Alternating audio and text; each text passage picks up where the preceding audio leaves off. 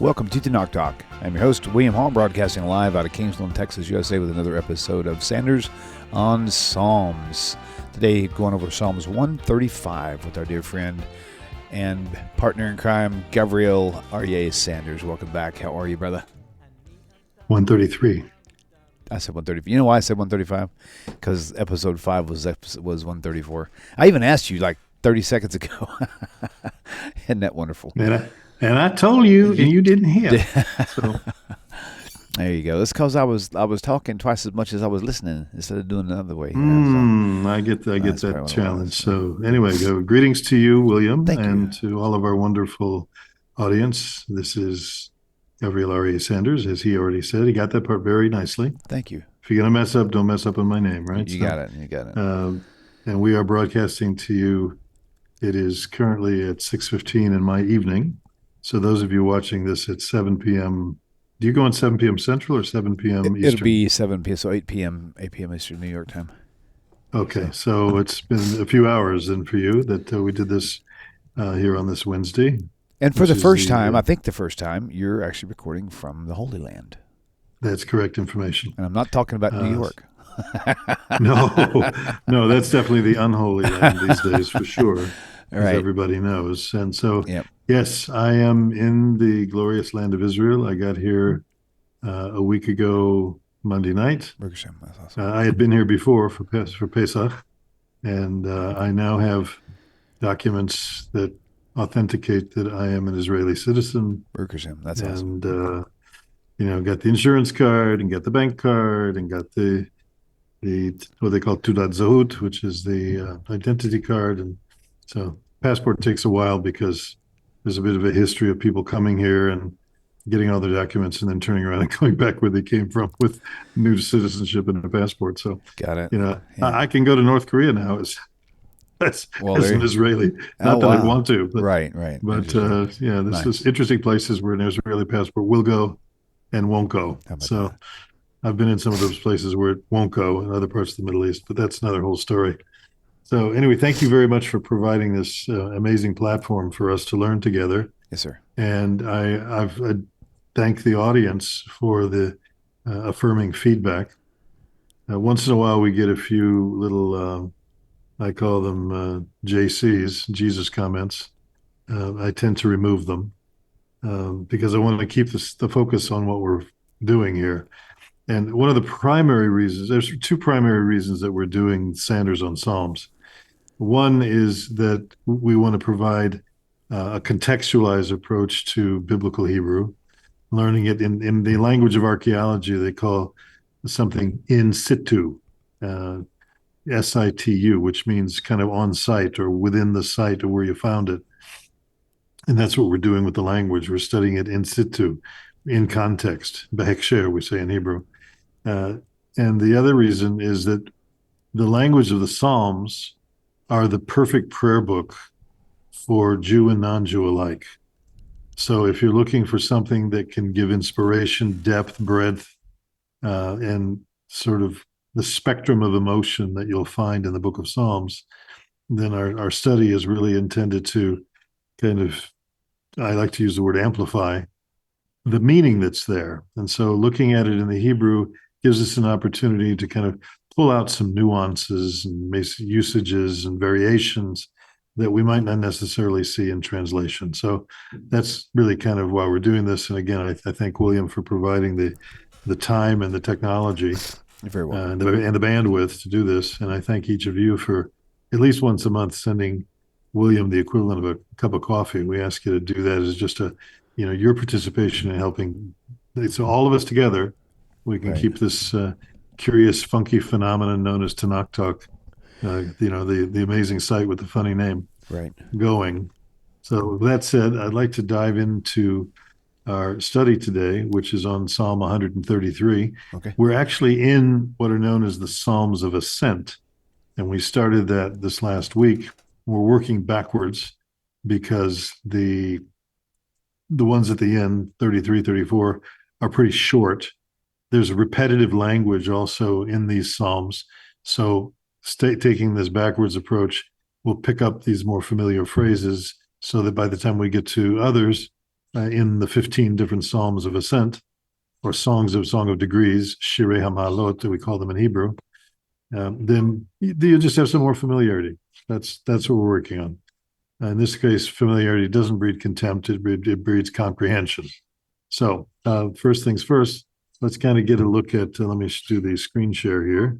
Let me dip down into my little commands here, and here, sound and share, and here, and make this bigger, and make that bigger. Okay, so here you can see that we're working. Oh, that's not right. That's not right at all. Is that the wrong presentation? That's very, very wrong. No, it just, yeah, let me fix this. I'll just fix it right here. Okay. It should say, here you go, 133 in the miracle of editing. And now we got it right. There we go. Nice. Part 6, Psalm 133. So I'm entitled to one or two errors in the course of each program. So today we're going to, as we generally do, we're going to hear the text chanted. Then we're going to do an analysis of the psalm. We got about, by the way, can you hear those kids behind me outside? Is that coming through at all? Nope. I don't hear If not, anything. then that's fine. Then Yep, I have the window open behind me and in front of me because there's a nice breeze here today where I am. I'm up on a 4th floor of this apartment building, and I like the air, fresh air. We're going to talk about the letter Vav and its functions in relation to something that are called, I call them the bump letters. I don't know if anybody else has used that, but this stands for a bait, another Vav, a mem, and a pei, and a certain alteration that happens in the pronunciation of the Vav when it's in front of one of those letters. It also happens in front of some other letters, but that's a different point of study. And then I would like to add to that, for those that are still new to this, the Vav, even though it doesn't make the V sound, that's for the vowel form of U, the Shuruk, Vav Shuruk, bump, right? Right. And then the last thing we're going to talk about today is I want to introduce you to the concept of what are known as segolit nouns. And a segol just basically means the 3 dots, kind of like an inverted pyramid with a dot. And that has also some interesting phenomenon to it as far as accent and how it gets pronounced and combinations. And so, and all of these things that we're talking about in this sort of, we could call it the structure or the grammar section today, 3 and 4, are derived directly from the Psalms themselves. So that's why we're letting the context kind of direct our points of study. So while it might look like we're hopping around a little bit, we're hopping around within the context of the Psalm itself. So let's take a listen, and then we'll take a look. עלות לדוד, הנה מה טוב ומה נעים, שבט אחים גם יחד, כשמן הטוב על הראש, יורד על הזקן, זקן אהרון, שיורד על פי מידותיו, כטל חרמון, שיורד על הררי ציון, כי שם ציווה אדוני את הברכה, חיים עד העולם. Okay, so you could hear it's less than a minute, actually, about 50 seconds, actually, there. And let me get where we were back here, over here, back that up. Okay, good. All right, so we're talking again about this is Psalm in Hebrew. We call it Kuf Lamed Gimel. As we've said each time, the letters represent numbers. So Kuf is 100, Lamed is 30, and Gimel is 3. All right, easy enough. So when we speak about chapters in Hebrew, we refer to them by the letters as opposed to saying, Yeshayahu Chamishim V'Shalosh. In Isaiah 53, we'd say Yeshayahu, or Yeshaya is the shortened form, Yeshaya Nun Gimel, Nun being 50 and Gimel being 3. So he began, Rabbi Be'eri began by chanting out Shir HaMa'alot LeDavid, so a song of ascents or degrees in this case to David. Sometimes it says LeDavid, sometimes it doesn't say LeDavid. Hine ma tov u'ma na'im shevet achim gam yachad. Now, many people It's watching a song, right? may have learned this as a song, right? Yeah. Hine ma tov u'ma na'im shevet achim gam yachad. So it's a very old, popular folk song, and that's where it comes from. We'll get to the translation of all this shortly, but let's just kind of work on hearing it and seeing it. Next line, verse 2. Keshemen hatov al harosh, yored al hazakan, skan aharon, sheyored al pi midotav. The last verse.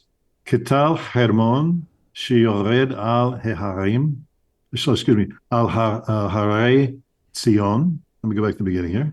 Ketal hermon sheyored al haray Tzion, ki sham tziva Hashem et habracha chaim ad haolam. All right, let's dive into each of the different verses. So we'll kind of go down this way. You can put your curtain up if you want to. Let me know when it's there, William. It's there. Go ahead. Okay. So looking at the first part, we begin with the word hine. This is not a high frequency word, but you might be familiar with it in its form with a pronominal suffix on the end of it, hineni, here am I, which has been said by different personalities down through biblical history. Hineni. There's an organization in New York founded by Rabbi Esther Young Rice, Alea Shalom, many years ago, called Hineni. It was probably one of the foremost organizations in the bursting forth of what's known as the Kiruv movement, the modern sort of Jewish revival back starting in the 60s. So hine means look, behold, lo. It's technically an interjection, and in modern Hebrew, it would sort of infer here, like Eifo hasefer sheli, where's my book? And somebody say hine. In other words, look over here. Here's where it is. It's intended to get a person's attention, hine, or to declare that I'm available. Hineni. Yeah, Isaiah the prophet said this when he said, "Who will go for us?" And he says, "Hineni." And you can look it up and see it in others who've said that down through history. The next portion here, ma tov. Now the translation here is how good, but if you know even simple basic Hebrew and the 8 or 9 popular question words, then I would be thinking, if I were you, going, wait a minute, that's ma tov. That's what good. Shouldn't it be how good? Why is it translated how good? That's because in biblical Hebrew, sometimes ma can represent the word how. Why? As I'm fond of saying, ani lo yodea. I thought you were say why? No, how? That's right. So as I said here, ma generally means what, but sometimes how in biblical Hebrew. So just keep that in mind. So he says ma tov, how good. Next line down, uma na'im, and how pleasant. So the word na'im, we use this in modern Hebrew to say, if we meet somebody, we say na'im ma'od, very pleasant. So you meet somebody, says, shalom, ma shlomcha, tov me'od, na'im ma'od, ani Gavriel, ata William. Okay, so we have a case here of an adverb and an adjective together. In modern Hebrew, it can mean nice, as I said. And I want you to, we referred in the opening about the bump letters. We have one right here. So normally, vav at the front of a word means and. It's a conjunction. It connects between one thing and another thing. And here it's also a conjunction. But just like in English, we have pronunciation differences based on the sound at the word after. For example, we say the book, the elephant, a pickle, an apple. So we see the pronunciation difference to accommodate something in the phraseology. So we have the same thing here. We don't say v'ma na'im, we say umma na'im. It flows more. And that u of the vav stands in front of certainly a bait, another vav, like in the state of Vermont. We'll see that coming up later. And it comes up in front of mem and it comes up in front of pei. In 2 cases, it changes the pronunciation of the letter it's standing in front of. In 2 cases, it doesn't. We'll come to that, but I'm just kind of giving a little preview here. Next word down is not the word Shabbat, although it's the same letters. It's shevet. It means sitting.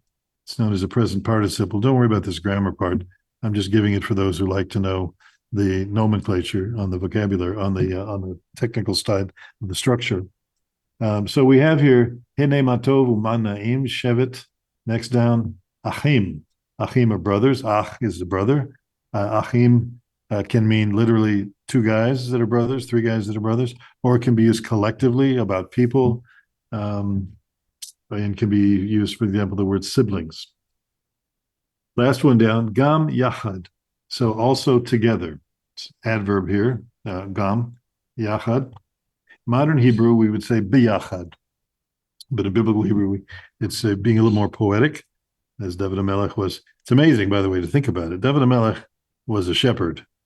And I don't know exactly when he wrote all of these Psalms. I'm imagining, because of the agricultural and the topographical, context of a lot of the Psalms, that it was outside while he was tending. He was paying attention to the Creator's testimony of the Creator. All right, let's go to the next portion here. It says that this unity that we're talking about, Shevet Achim Gam Yachad, brethren sitting together in a unified state, is like something. It says keshemen, like the oil. It says actually kashemen. This kaf in front actually is part of several different letters that can stand in front of a word. By the way, is that sound of children coming through here and disturbing it all? Nope, still good. Okay, very good. There are several letters, and we used the two names Moshe, the Kalev, or like Caleb. Kalev was one of the spies. Of course, the 12 spies. He and Yoshua were the two that had the good report about the land, as opposed to the 10 that didn't. But we took the name Moshe the Kalev as representing, in a previous lesson, the letters, the 7 letters that appear in the front of a word and modify it with and or from or that. And ka, sometimes ka, 2 dots with a shva, or ka means as or like. So it's a little tricky with Hebrew, because if you don't know what the word is, then you're not sure if this is one of those letters that's somehow modifying. And so it's that prefix plus the word itself. But that's why we're pausing to do this. So we have here, it means like the oil, ka shemen. Ka shemen, it's a preposition plus a noun here. And as I said here, ka at the front of the word to indicate, in this case, comparison or similarity. Ka shemen hatov. Now we know that in Hebrew, generally, not always, but most of the time, the adjective describing whatever the noun is, sort of like in Spanish also. It's also not 100%, but it comes after. In English, I'm going to say the good oil, but in Hebrew, I'm going to say Hashem hatov. All right. You say, well, where's the ha here? If it's definite, and it is definite, because some of these prefixes, these prefixes actually absorb the hey into it. That's another discussion that we'll come to at another point. We want to drill down a little bit deeper. I don't want to go that deep right now. Keshemen hatov, al harosh, upon or on the head. So al can mean on, upon. It can mean about. It can mean concerning. Ze sefer al matematika. This is a book about mathematics. Ani medaber ito al habaya. I'm speaking to him about the problem, concerning the problem. So al, upon here. And this is one of those that can take, again, we call them pronominal suffixes. They're endings. Like if we talk about alai, talking about me, alav, about him, aleinu, about us. So if you look at, we've referred several times to a very helpful website called pe'alim.com. We've mentioned it several times in previous lessons. Pe'alim, Pealim.com, is a great place to go to see any verb and all the different prepositions, for example, in their inflated context. So you can see all the different endings and how it goes. And it's a great resource All my students use it and they like it a whole lot. So we have Keshemen Hatov ala Rosh, like the oil, the good oil on the head. Yored, the oil goes down. Okay, goes down where? Al Hazakan, on the beard. Well, whose beard? Okay, it's, by the way, the word beard and the word elder, we have Zakan and Zaken. So if I change this vowel marking here to the two dots underneath here at Tzere, it's Zaken, Zaken. And it makes sense, right? That there's a relationship between beard and an elder, right? Because people who are older have beards, right? So Al Hazakan, and then it says here Skan Aharon, Aaron's beard. Now notice we have here, this is a noun, this is a proper noun, somebody's name. But take a look at the difference between what's the vowel pointing here, Zakan, and here Skan. What happened? Why the change? What took place here? Again, I'm not going to go deep into it, but when we have something that's called noun plus noun, the first noun may go through some slight modification, depending on, and there's 4 different categories of that modification. So just know that this one right now is making that change. If you said in modern Hebrew, Zakan Aharon, you'd be understood. If you say Skan Aharon, that's the more proper way of doing it. But here in Israel, we have people from probably 90 different countries at various levels of proficiency in Hebrew, from those born to it and raised in it, and they speak a very eloquent kind of Hebrew, like some of Israel's writers and popular politicians through the years. And then you have other people who arrived recently, and they just sort of get by in very broken Hebrew. So you hear a lot of things that are butchered, and even Israelis themselves tend to butcher the numbers. We have masculine numbers and feminine numbers. They tend to default to the feminine numbers because that's just the way they do it. Is it proper? No. Is it what's popular? Yes. So popularity tends to win out. There's a whole, by the way, since I'm on a diversion anyway, why don't we go a little further? Okay, do that. There's an academy for the Hebrew language, and it creates new words. It was started by Eliezer ben Yehuda about 100 years ago, and it was to make sure that there was Hebrew vocabulary that wasn't, and that the language wasn't corrupted by foreign influences. Unfortunately, it was, and it is to this day. And I've shared with you, and I sent it out in last week's last lesson. Some people requested the links, so you could see the hundreds and hundreds of words in English that exist in Hebrew today, and what is their actual corresponding Hebrew word. For example, we talk about telephone, right? It's my little kosher phone. And we say telephone or pelephone, the wonder phone, pele. But there is an actual Hebrew word for telephone. It's actually 2 words, sach rachok, which means speaking or conversation, from the word sicha. Sach rachok means distant talk, distant conversation. Okay, there is a word. Does anybody use sach rachok? No, not at all. Only obscure people like me who like language and know these things might throw that in just to make people raise their eyebrows. So this technical feature I'm talking about here with Skan Aharon is this. Now I'm coming back to from the diversion, is such a case. Hebrew is a gorgeous language, and it has such depth and meaning to it. But if you're going to really, and this is just my point of advocacy from many years of being involved in the language, I tried to study biblical Hebrew, and it was about as exciting to me as when I studied 3 years of Greek back in the days when I was in Bible college. It was another world, another life. But having learned modern Hebrew, the distance, the jump, the leap, the gap between the two is very, very short. It's sort of a hop as opposed to a pole vaulting that you might otherwise have to do, because it has context. And I'm very fond of saying that if the language lives on your lips, it's very short leap from your lips to your heart, right? So from the top of your head, your brain, to your heart, that's a little further distance. So working to learn modern Hebrew, learning conversational, so it's you can activate it as opposed to it being something passive that you just try to read and decode. It makes a big difference. So I've advocated that for many years, taught it that way. You'll find it so much easier if modern Hebrew is part of, even if it's just basic Hebrew, it makes the decoding the biblical Hebrew a whole lot easier because there's so much similarity and commonality between the two. That's commercials over. All right, next slide. So it says that the Skan Aharon, the beard of Aharon, al, going dusting over the whole slide here, al pi midotav. This is a very obscure phrase. Upon the opening of his garments, basically, it should say his garments here. So we have the word al, on, about, or concerning.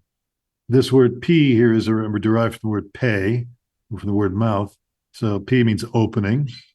You see this usually in combination with another noun coming after it in various contexts. And then this obscure term for garments usually would say beged or some other phrase. Midotav, a midot or midah, let's take it from the singular. A midah is actually like a quality or a measurement. We talk about someone having good midot or midos, as the Ashkenazim pronounce it. A midah is midah is chesed, someone who shows mercy. Ahava, mercy, the quality of love.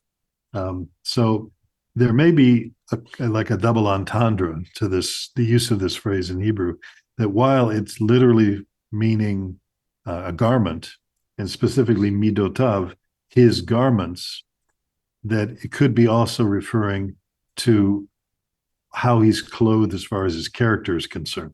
So that's, I think, what's maybe being hinted at here. So the Hasidim are famous for, deriving and data mining, if you will, the wonderful secrets inside the words. So we have a literal meaning here, and then we have a figurative meaning going on here. Al pi midotav. So I called it poetic expression. I use an online source to kind of dig into where this phrase might be used in other places in TaNaCh, and it's not common at all. All right, next verse, the last verse, where it says ketal Hermon, as the dew of Hermon. So we have a preposition with a noun plus a proper noun. So as, so there's that ka again, as, and it's as the dew of Hermon. This is what's called in Hebrew the construct state, noun plus noun, as opposed to noun plus adjective. And the significance of the Hermon here is that the Hermon mountain is all the way in the north of Israel.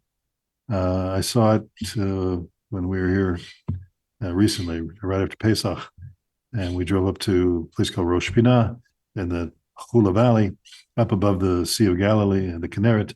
And it was a beautiful day, and you could see the snow on the Hermon and the Golan Heights, etc. So it's a very dominant presence in the northeastern corner of Israel.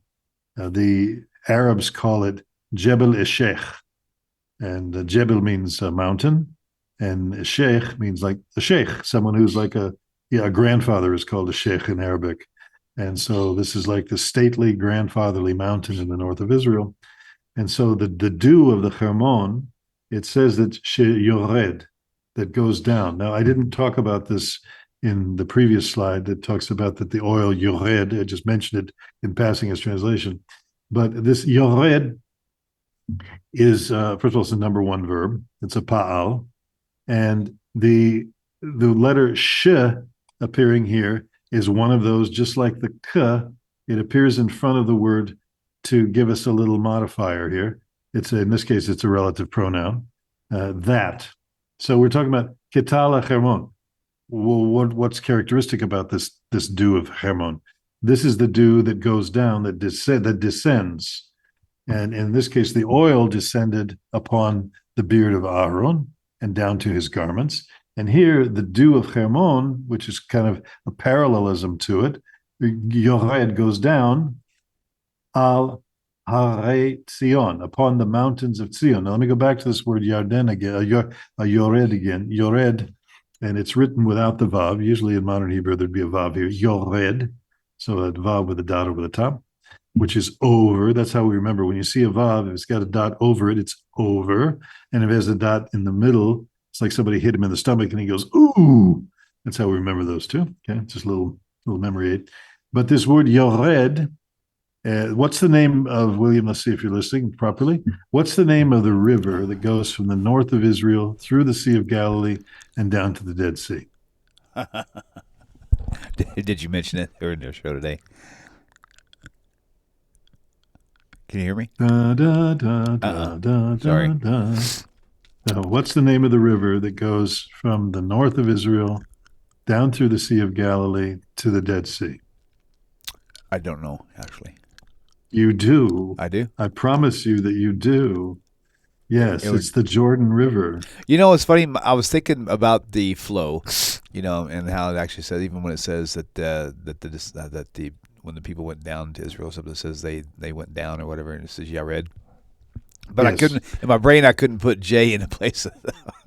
Okay, so it was confusing me. The word Jordan, as we say in English, comes from Yarden. That's cool. Yarden, which is really so we have the word of this, the river is called Descent. There are those who also think that the name for the Jordan River comes from two words, Yored Dan, because one of the sources, there's several headwaters of the Jordan River. One of the headwaters is right at Kibbutz Dan, also Banyas nearby, and the Chatzbani River, and there's one other, I think there's four sources that flow down and then kind of connect a little further down in the Chula Valley.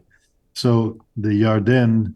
So if we know what we see here is there's a connection between the Hermon and the mountains of Zion. The mountains of Zion are located where? In the territory of Yehuda, right? We talk about Hare Yehuda. Od Yishama Bahari Yehuda. It will be heard in the mountains of Judah. It's the song that we sing at all the weddings. Od Yishama Bahari Yehuda Uvechutzot Yerushalayim. Oh no, I'll keep my day job.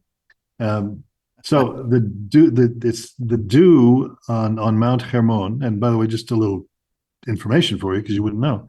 Mount Hermon is 3,000 meters, so that's like 3,300 feet. It's pretty big, right? And so the winds blow down, and so the moisture flows down from up there and settles, according to the author of this psalm, settles on the mountains of Zion, of Zion. Why? What's the reason for that? Next word says ki. So that's a subordinate conjunction, means because. Also has some other meanings, by the way. Sometimes it means that. It's a word you have to look up and see in context. In modern Hebrew, it definitely means because, but also in more formal documents, it can mean that. The ki sham, there. Siva, this is the number 3 verb. We call it PL. It's an intensive form. What does it mean, intensive? Though many of the verbs in PL don't show that they're intensive. It's just simply a category name for a particular pattern of verb. So there are 7 major categories of verbs, as we talked about before. We've shown a slide with an apartment building with 7 floors, and each one of them corresponds to one of these categories. 3 of the floors are kind of they're paired up. So 1, 3, and 5, they're paired with 2, 4, and 6. And the 7th, we call that the penthouse level. That has its own unique pattern as far as reflexive activity that either comes back on the individual or back on the speakers. Like lahit katev, you hear lahit, or meet katev, like that's correspondence. So people are communicating with each other. That's action that's going out and coming back. Lahit labesh, to dress myself. Lahit kaleach, to shower myself. Lahit galeach, with a gimel, to shave myself. That's that reflexive category. So here, this one, the number 3, is just simply a particular pattern. And the best way to learn these is, again, to go to that website I mentioned called pealim.com and just see it in context. See this root, and this happens to be the 3-letter root, of tzaveh or tzava, which means command. It also is it has in another variant form of it, the meaning of being connected. And if you put a mem in front of this, you'll have the word metzaveh, which is the present form of command, ani metzaveh, or Hashem metzaveh et Moshe.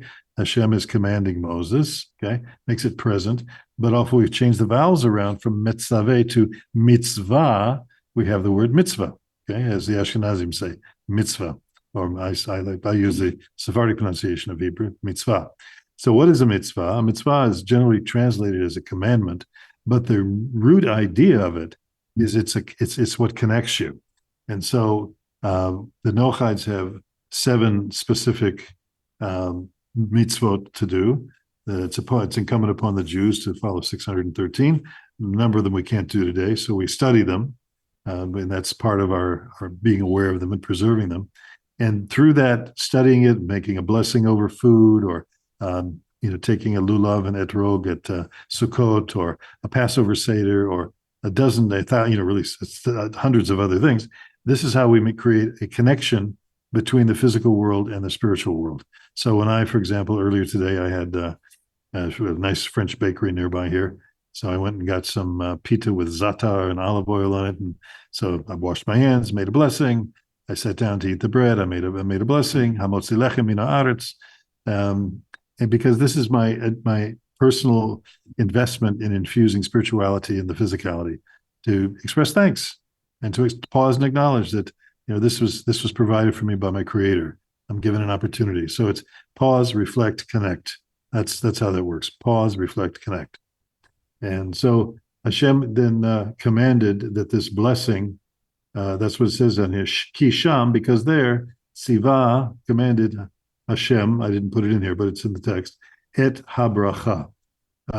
This is a definite object, a definite noun, and the object of the verb commanded, Siva et habracha. Now, sometimes you're going to see, I've looked at different places in Tehillim and Psalms and other parts of TaNaCh, and sometimes you see et in front of a hey, a noun with that we call a definite object, as opposed to a subject. Okay, there's subject, verb, object is the routine, what we call syntax. That's not a penalty you pay for sinning, by the way, a syntax. It says syntax. Syntax means word order. And some languages are very strict in their word order. English is pretty strict in the word order. So if I said, for example, the dog bit the man, that's great. If in Hebrew, I could say, Hakelev nashach et haish, but I can play around with the word order. I can say et haish nashach hakelev, and it wouldn't come out that the man bit the dog. Okay, but in English, you can't monkey around with the word order. It has to be strictly subject, verb, object. And in Hebrew, the object can be moved to a different place, and it's going to be et ha. The fact that it's et ha, I know that I'm dealing with an object here and not the subject. Okay, I don't know if that makes sense to anybody, but it'll come up again. So we'll just make that the first etching for some future repetition. So et is an untranslatable word. It's a marker. It's that the next word coming up is either a proper noun, et Moshe. Like, for example, Hashem tziva et Moshe. Hashem commanded Moshe. And there's hundreds of other examples.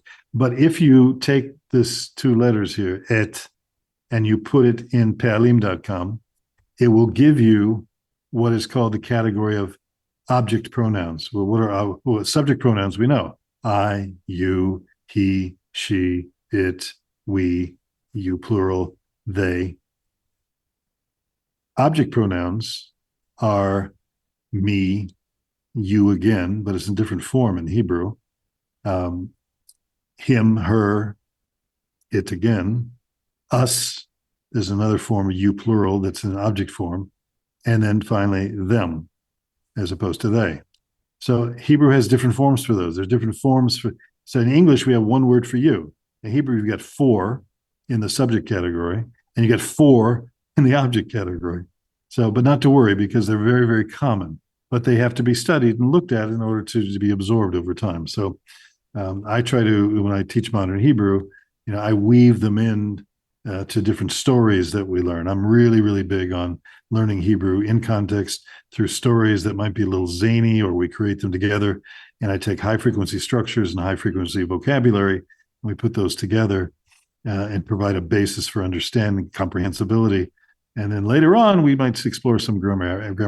I'm doing far more grammar in this series. I've done more grammar in this series than we started, up to lesson 6, than I've probably done in the last 6 years in modern Hebrew teaching. That's just to give you the contrasting. I like it. I'm interested in it, but only about 4 or 5% of people are interested in that.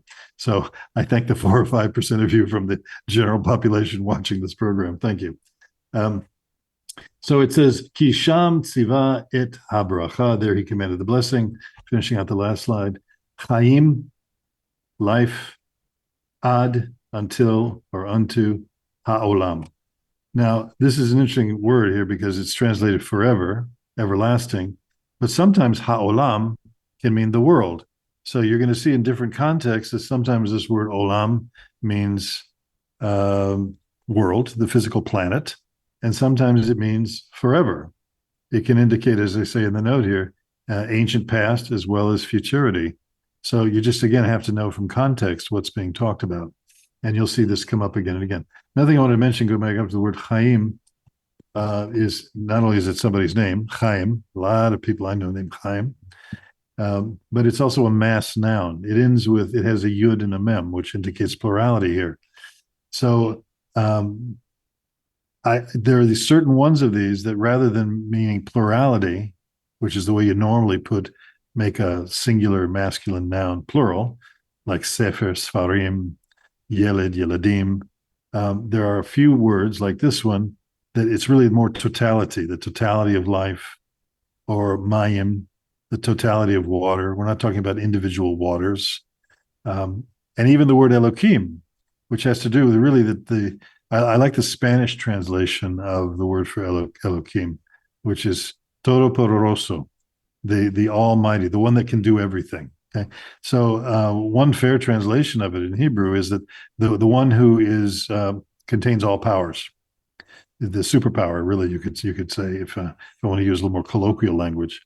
And so there is a category of nouns that are called mass nouns. And so that life is one of those, water is one of those. There are a few others, just a handful of them. And so that ends just the analysis of the psalm itself. Let's just look one more time through here. So this is Shir Ma'alot LeDavid. It's a song of degrees or ascents for David. These 15 psalms were sung on the southern part of the Temple Mount where people came up to Jerusalem. There were 15 steps there. So each step they took, they sang out one of these short songs. So when they got to the 14th step, they sang this one, Hine Matov, behold her, how good, Umanaim, how pleasant, Shevet Achim Gam Yachad, brethren dwelling together, Keshemen Hatov, like the good oil, Al HaRosh, upon the head, Yored Al HaZakan, descends upon the beard, Skan Aharon, the beard of Aharon, Sheyored Al Pi Midotav, that descends upon or goes down to the opening of his garment. In other words, the hem of his garment. That's what it's talking about. Ketal Hermon sheyored al Harei Itzion, as the dew of Hermon, the Hermon mountain, Mount Hermon, that descends upon the mountains of Zion, the mounts of Zion. Kisham, because there, Tziva Hashem, commanded Hashem, et habracha. What is the bracha? What is the blessing? Chaim ad haolam, life forevermore. All right, with that done, let's take a look at a couple of features. Now, let me go back over here because we're talking about the bump letters. So let's see if we can find where there is a bump letter in here. Why? Here it is right here. So if we look in other places, let me see if there is one. Interesting. This looks like the only case of a conjunction and that's in here. So normally it would be v. Right? We all know that because v, one of its functions is and it's pronounced v. But here the pronunciation is altered because it's standing in front of a mem. There are two, I guess you could say, environments in which the vav becomes an u. One of those is if it's in front of one of 4 letters. We're going to look at that in a moment. And the other is if it's in front of a word that has 2 dots under it, like right here. So if there were a vav in front of this, it would be pronounced uskan. Okay, but we're going to come to that in another session. Just a little intro. So let's take a look at the bump letters. The letter Vav appears in several forms. We know it could be a consonant. For example, Venus is the word for Venus, okay, the planet Venus. Vermont is Vermont. So it's using the Vav, obviously. And by the way, we happen to see, just we happen to work out, and I didn't plan this, that we also see that the two contexts in which the Vav can be used as a vowel. Here's the O. We said the dot over the top, pronounced O. And then ooh in the middle, got hit in the stomach. Ooh, Venus and Vermont. So as a consonant.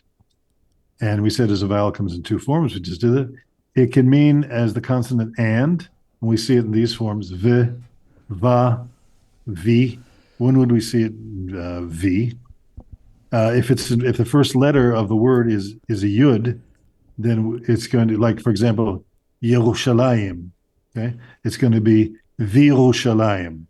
Moskva, Moscow, Virushalayim, as opposed to Virushalayim. But with speaking or saying like Vayomer, it would be Vayomer, even though there's a yud. That would be Vayomer, right? Vayomer, okay. Right, exactly. Okay. It can also mean the conjunction and when it appears as a oo in front of four initial letters, the first letter in a word, and they are, hence I call them the bump letters. I haven't heard anybody else call them this. This may be my convention. I don't know. It's a good You're one. free to, it works. It's easy to remember. So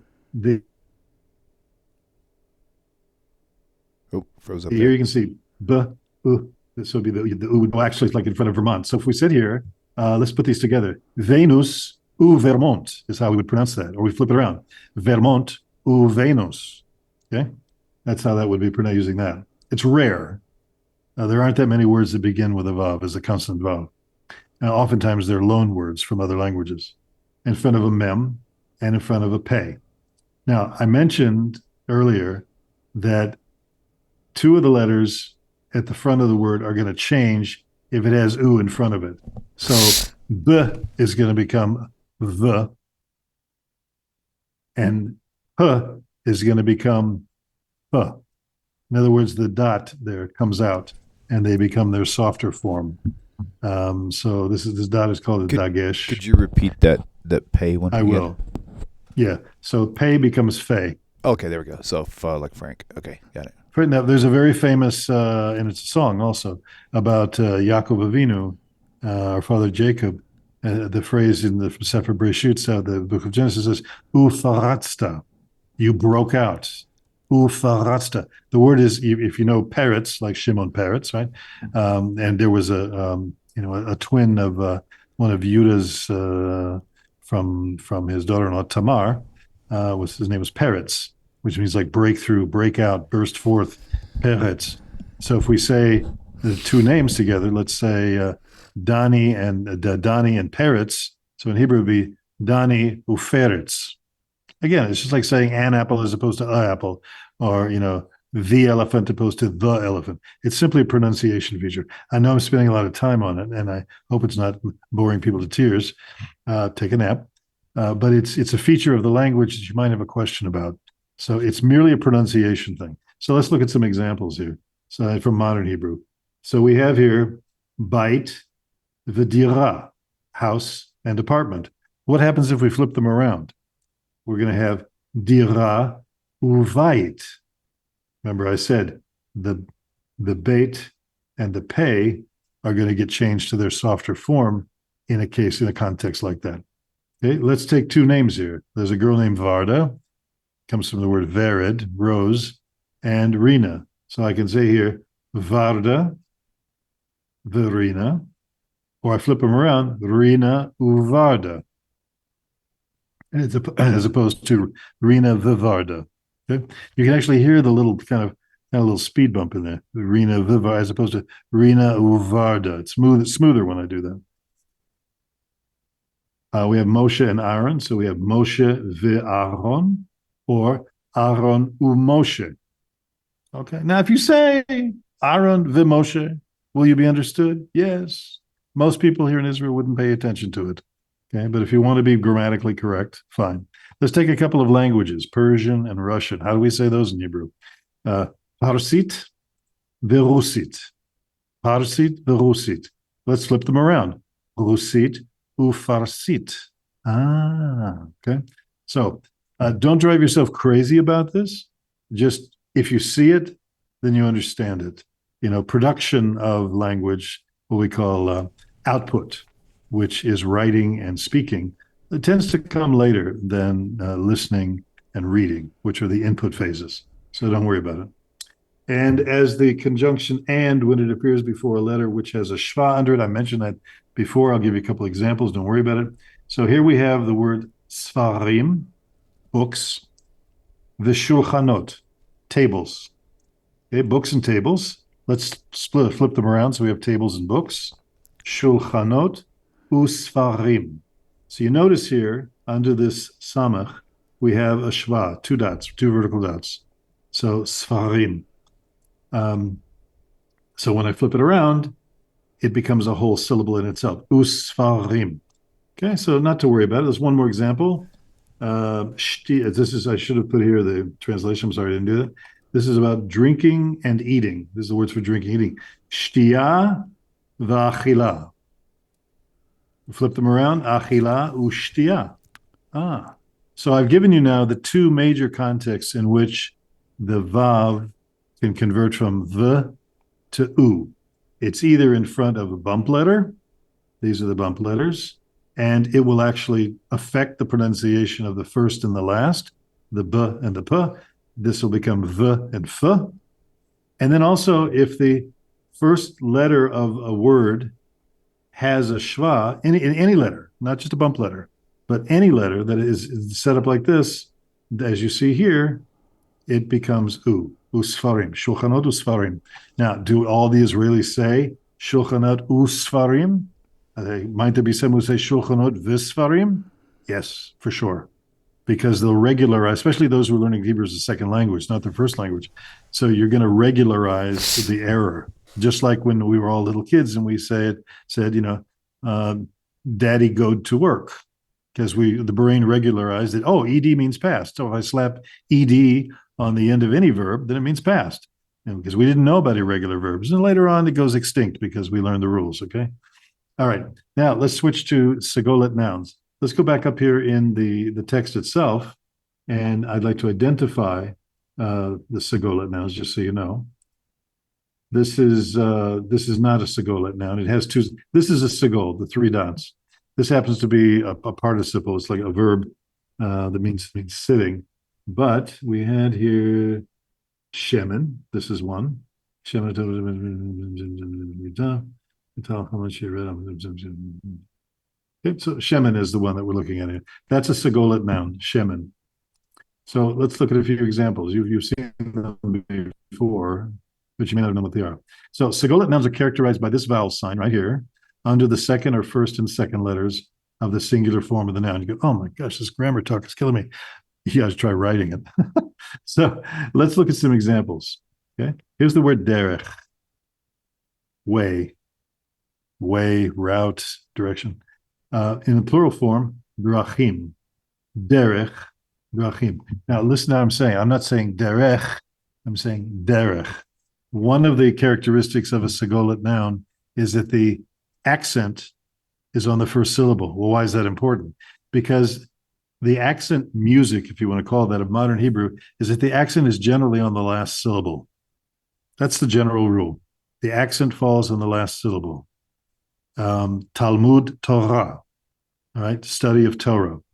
There are a lot of examples that I could give in combinations, but this is an exception to that. This falls on the syllable before the last syllable, derech. But when it becomes plural, drachim, it reverts. You hear it? Derech, drachim. It's not derech, drachim. It's derech, drachim. So first, last in the plural form. Let's look at some others. Yeled, yeladim. So hear the music again. Data, da. And this is a very short list. I call it speed bump. I'm just going to bump it over it. Yeled. I'm not saying yeled, yeladim. I'm saying yeled, Yeladim. It's like in the word delay. It's not delay, delay. Same kind of a thing here. It's a short vowel. Let's talk about vineyards, okay? Kerem, Kramim. By the way, also notice what happens to the second here. See, the first one goes away, becomes a shva. The second one goes away and becomes a kamatz. Okay, Here's look at another one. Now I put this in yellow for a reason. Sefer, Sfarim.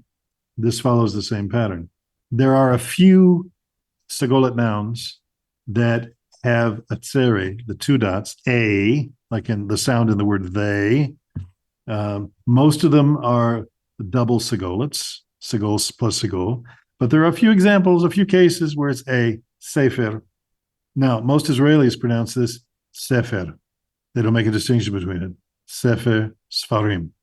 But the technical term is Sefer. Sounds a little funny to some people's ears.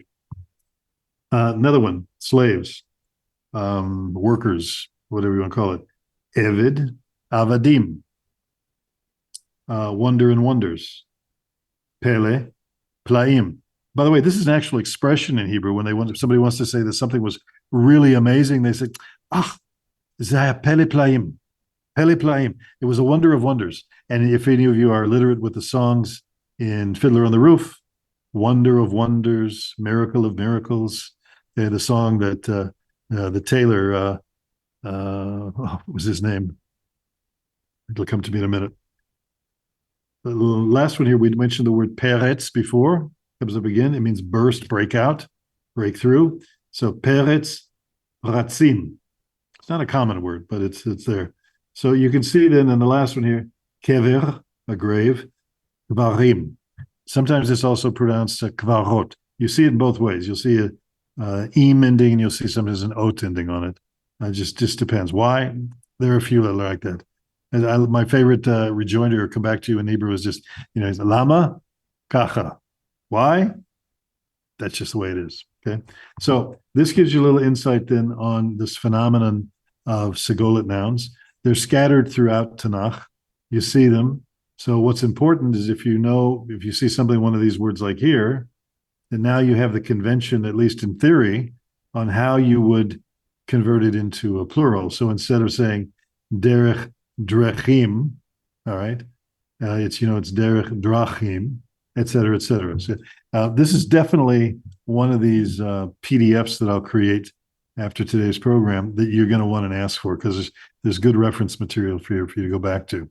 Okay, so, and as I said here before, note that the accent in Segolets falls on the first syllable when it's singular, and it's going to fall on the last syllable in its plural form. Okay, go back and watch that again if you need to.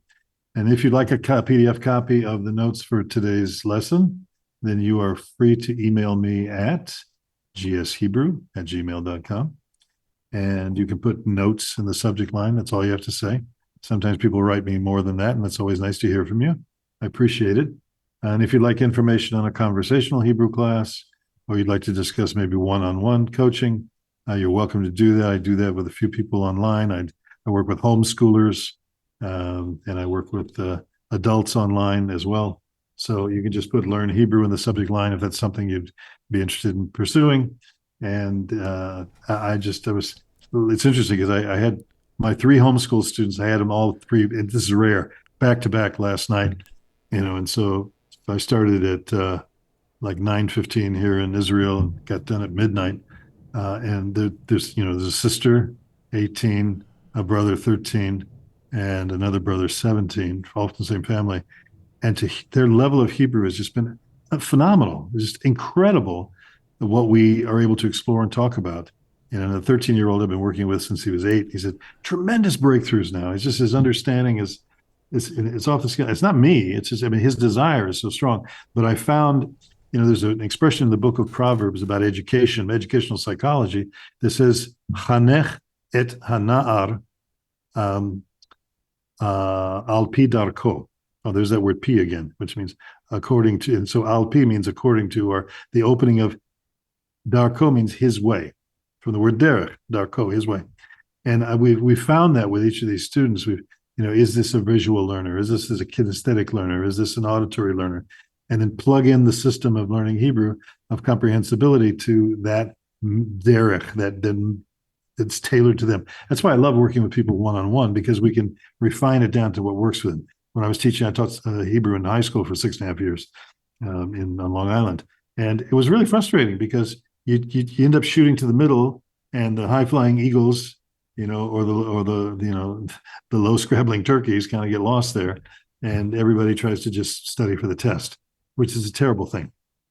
So we don't study for the test; we study for the best, and it's the thrill of getting this language on our lips, in our heart, and ultimately we figure it all out in our head. But that comes later, just like you did with your first language.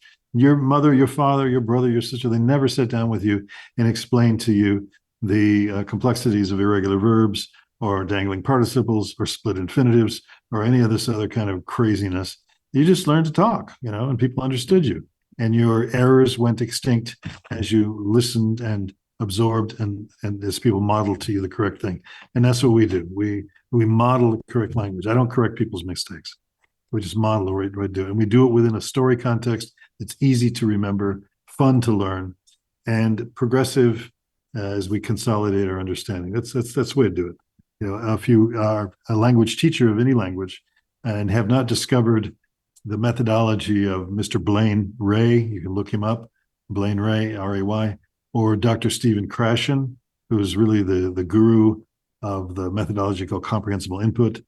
That's a theory that I've mastered, and it works. It really, really, really works. So if you say to yourself, you're one of those people that say, I'm just not good at languages. It's not true. You tackled English is I've taught English as a second language, as a foreign language. It's tough. Oh, take that word, T-O-U-G-H. How many words are there with A-U-G-H or O-U-G-H that are pronounced differently? Like 8. Is it thorough? Is it through? Is it enough? Where'd the F come from? It's crazy stuff like that, right? So if you could learn English, you can learn Hebrew. It's a lot easier. Yeah. So that's it. Enough of my soapbox. I'm going to come down. William, thank you very, very much, as always, for giving us the time to do this. Very welcome. And you want to go full screen? Yeah, I could do that. Let me just go stop share. Let's see your hands and face before we get out of here. There we go. All right, there we go. Hi, I'm back. All right. Good and deal. I thank you again. I'm just very, very grateful. Baruch Hashem, I'm grateful to be in front of the holiday of Shavuot, or Shavuos, which starts tomorrow night here in Israel. Normally outside of Israel, it's a 2-day holiday, but it happens to be that the second day falls out on Shabbat. So everybody outside of Israel is giving this experience that we normally have here in Israel. Right. Just one day of that holiday. Rosh Hashanah is always 2 days in Israel or outside of Israel. But here we have, and I'm connected just like 90 seconds, 120 seconds walk from my door here, is an amazing shul. We call it a synagogue, Eish Kodesh, which means holy fire. And wow, just an amazing group of people. I just have to say this one anecdotal experience here. I walked in there a week ago Monday night. I arrived like 5 o'clock in the afternoon at Ben Gurion. A friend of mine came picked me up. So I got here in time to go to the afternoon prayer called Mincha. And I went to Mincha. And I think fully 20, 25 people came up to me and introduced themselves and said, who are you? What's your name? Where are you from? I thought, you'd have to go to a cult to get so bombarded with attention from people like that. It was absolutely amazing. Because as Rabbi Tovia Singer sometimes says, the first 4 words that people might hear in some synagogue somewhere is not so glad you're here, but you're in my seat, right? So, but That's here funny. was they not only welcomed me thoroughly and cared, but they sang a song. When they heard that I'd made Aliyah, that I'd become an Israeli, they immigrated. They all started singing Shavu Vanim, Shavu Vanim, Shavu Vanim Legvulam. So which is a phrase out of the prophets that says that, and the sons or the children will return to their borders, their boundaries. Nice. So it's a very special place. I encourage everybody at some time in their life, at least once, to come to the land of Israel and to see the wonders that are truly here, and to feel the specialness of it's not easy to live here. It is a first world country. Yeah, there are things that happen here once in a while, but I don't know how any of you guys are living in America right now. my message to people in America is, if you can, get out. There are other places to go in the world. Northern Costa Rica is rather nice. Panama is a great place to go, and there are others. Cyprus, really great expatriate community in Cyprus. Very cheap to live there. Places like Prague in Europe, whatever, Eastern Europe, and Asia. Wow, Thailand along the coast, $1,000 a month, you can live like a king. Wow. So there are alternatives. Right. So, and for the Jews amongst us that are watching, come home. Yeah, right. They're building everywhere. Apartments going up all over the place. It's the national bird of Israel right now is the crane on top of the building. So you see it everywhere. Here with the area where I am is just exploding with growth. And so we're expecting a lot more people to be coming here very soon. And so they're coming now. I'm part of different Aliyah WhatsApp groups, and it's incredible what's going on. So That's awesome. Jews, come home. Non-Jews, come visit. If you're in high tech, you can probably get a job here as well. So Nice. But Mashiach's coming. See all kinds of indications. So Yeah. you really want to have to wait in line.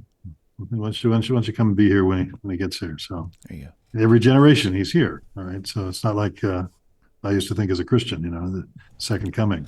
Every generation has somebody that qualifies. But so he's here now. Question is, will he be revealed? And that's a whole different discussion in itself.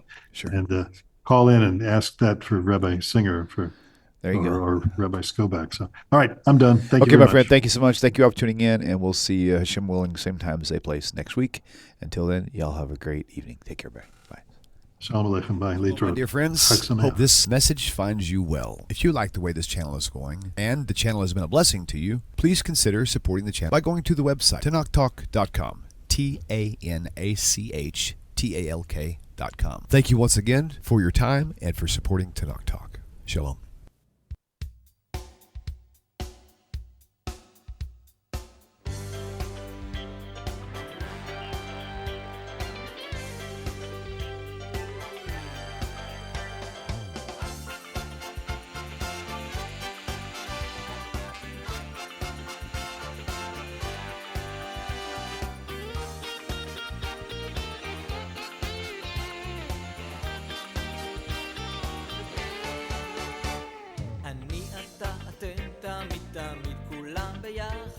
חשוב מכל חשוב והכרחי להיות ביחד.